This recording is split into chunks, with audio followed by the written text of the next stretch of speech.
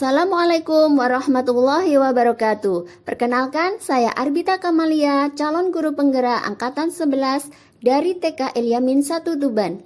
Pada video kali ini, saya akan memaparkan koneksi antar materi modul 1.2.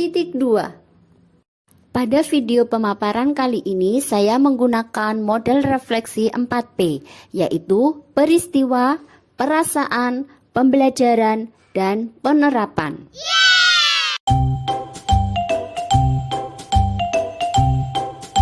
Momen yang paling penting atau menantang atau mencerahkan bagi saya dalam proses pembelajaran modul 1.1 hingga modul 1.2 adalah pada modul 1.1 ketika saya mendapatkan pemahaman lebih dalam maksud dari filosofi pemikiran Ki Hajar Dewantara bahwa pembelajaran yang baik adalah pembelajaran yang berpihak pada murid dan guru hanya berperan sebagai fasilitator.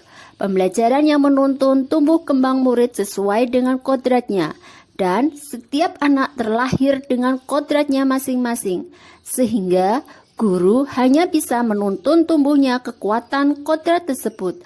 Mendidik tidak hanya mengajar, namun penumbuhan budi pekerti pada diri anak.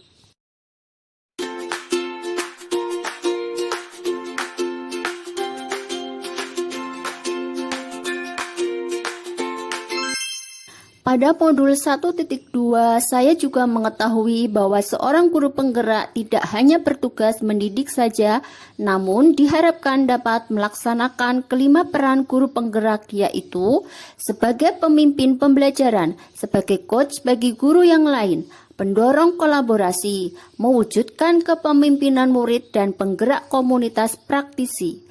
Saya semakin termotivasi dan tergerak untuk menerapkan nilai dan peran guru penggerak dalam diri saya untuk mewujudkan lingkungan belajar yang merdeka. Saya harus mengimplementasikan nilai-nilai guru penggerak agar menciptakan profil pelajar Pancasila. Oleh karena itu, saya harus banyak belajar dan melakukan aksi nyata agar menguatkan nilai-nilai guru penggerak pada diri saya. Kaitan antara modul 1.1 dan 1.2 yang saya pahami adalah pada modul 1.1 kita perlu memahami dengan benar prinsip dasar pendidikan berdasarkan filosofi pemikiran Ki Hajar Dewantara bahwa pendidikan sejatinya adalah menuntun. Hal ini terkoneksi dengan modul 1.2 yang menekankan bahwa guru penggerak berperan sebagai pemimpin pembelajaran yang harus berpihak pada murid agar dapat mewujudkan tujuan pendidikan sebagai tempat persemaian benih-benih kebudayaan dalam masyarakat. Maka, guru penggerak harus mengimplementasikan peran guru penggerak secara optimal. Seorang guru harus memiliki nilai berpihak pada murid, reflektif, mandiri, kolaboratif, dan inovatif.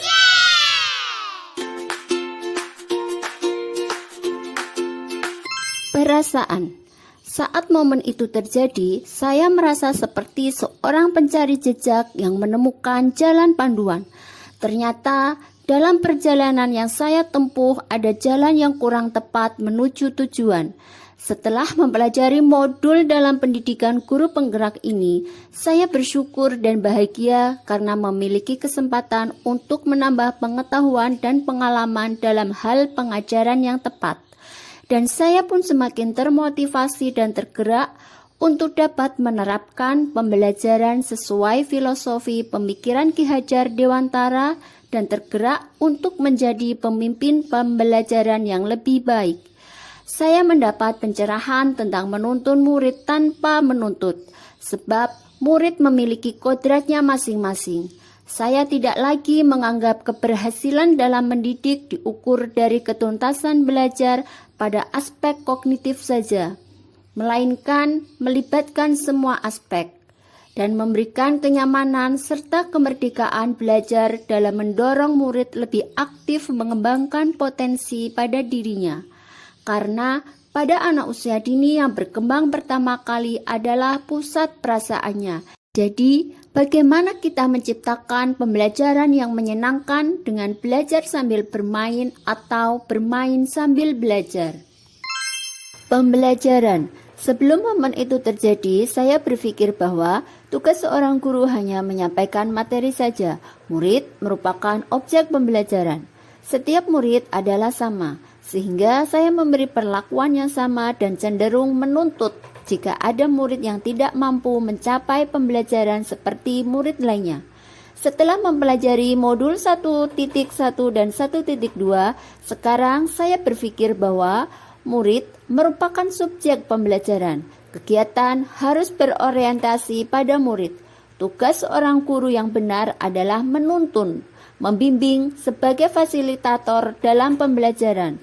Murid terlahir dengan kekuatan kodratnya masing-masing. Dengan karakter yang beragam, mereka memiliki keahlian di bidangnya masing-masing. Sekarang saya berpikir bahwa saya harus menjadi guru yang mandiri, reflektif, kolaboratif, inovatif, dan berpihak pada murid. Selain itu, saya harus menjadi pemimpin pembelajaran, menggerakkan komunitas belajar, menjadi coach bagi guru lain, mendorong kolaborasi, dan mampu mewujudkan kepemimpinan murid. Penerapan. Pengembangan diri yang sederhana, konkret, dan rutin yang dapat saya lakukan sendiri dari sekarang untuk membantu menguatkan nilai-nilai dan peran saya sebagai guru penggerak adalah: pertama, menjadikan murid subjek pembelajaran. Hal ini sebagai bentuk dari nilai berpihak pada murid. Kedua, menciptakan hal baru, merupakan nilai dari inovasi. Yang ketiga, berpikir terbuka, merupakan bentuk nilai dari reflektif. Yang keempat, mengikuti berbagai pelatihan mandiri, merupakan nilai dari mandiri. Yang kelima, bekerja sama dengan pihak lain, merupakan nilai dari kolaboratif.